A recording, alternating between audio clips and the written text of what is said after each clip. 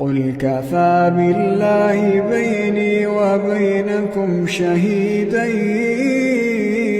يعلم ما في السماوات والأرض والذين آمنوا بالباطل وكفروا بالله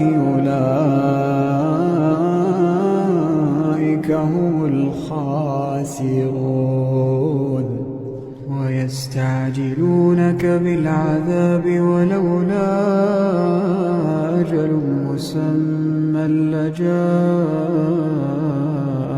العذاب وليأتينهم بغتة وهم لا يشعرون يستعجلونك بالعذاب وإن جهنم لمحيطة بالكافرين